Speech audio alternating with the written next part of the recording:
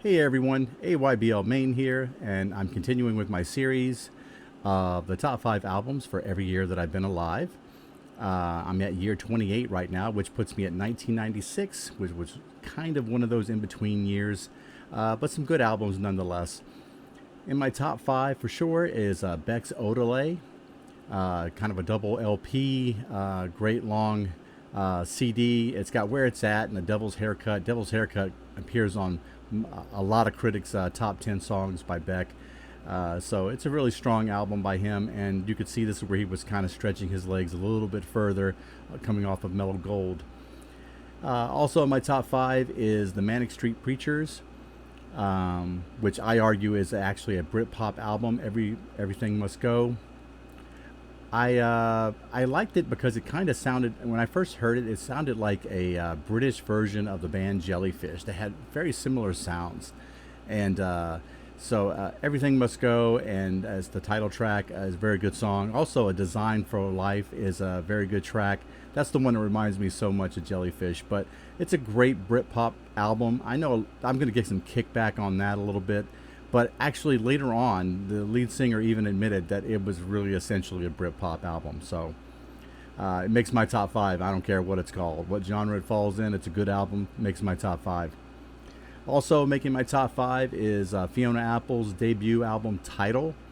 Really like this album a lot. Sleep to Dream, Shadow Boxer is on here. Criminal. It's just such a soulful voice coming from such a young girl.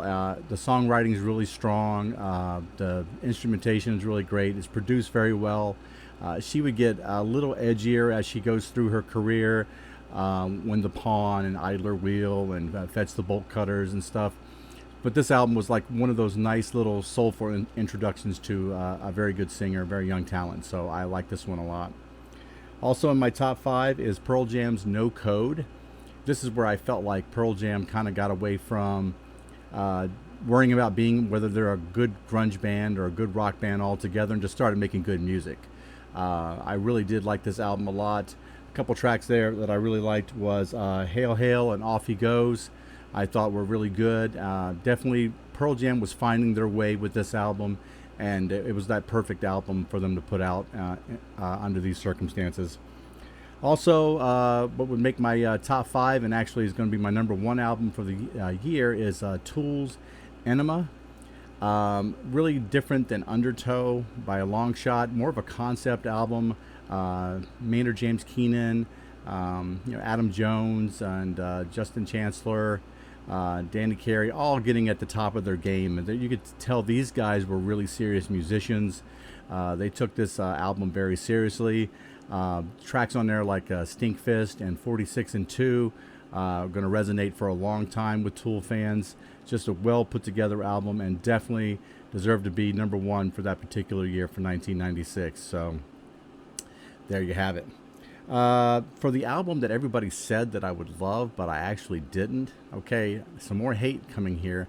I'm not really into like ska or ska punk or reggae punk kind of bands.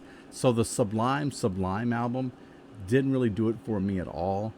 I mean, I know some of the songs on there, and it really kind of surprised me because the producer of the album was Paul Leary, who you may know from being a member of the Butthole Surfers.